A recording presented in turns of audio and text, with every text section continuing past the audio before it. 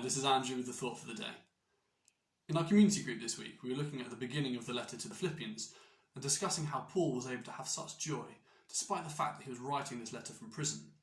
This isn't what you'd expect from someone who'd been unjustly imprisoned. Yet despite this, the book of Philippians is one of the most joyful in the whole Bible. Paul makes 13 references to either having joy or rejoicing, whether speaking of the joy he has himself or encouraging the Philippian church to rejoice. Now, it can be challenging at the best of times for us to be the joy-filled followers of Christ we've been called to be.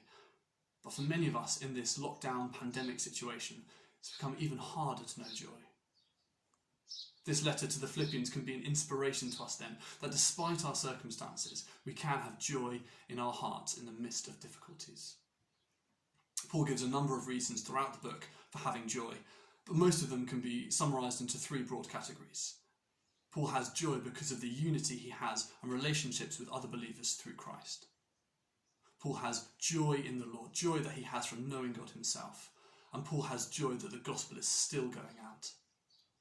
These three reasons apply to us today as well. Even though we're scattered and locked down, we have a deep spiritual unity with other believers through Christ. That should cause us to rejoice.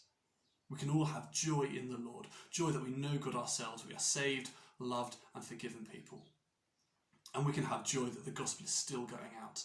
We're hearing that many people are engaging with online services that have never engaged with church before.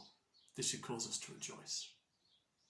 So if we keep our focus on these reasons as well as others, I'm confident that we can have joy in our hearts despite the difficulties we're going through. I would encourage you as well, either today or later this week, read through the book of Philippians from beginning to end. It will take you 10 to 15 minutes, and I pray that you too can know joy at this time.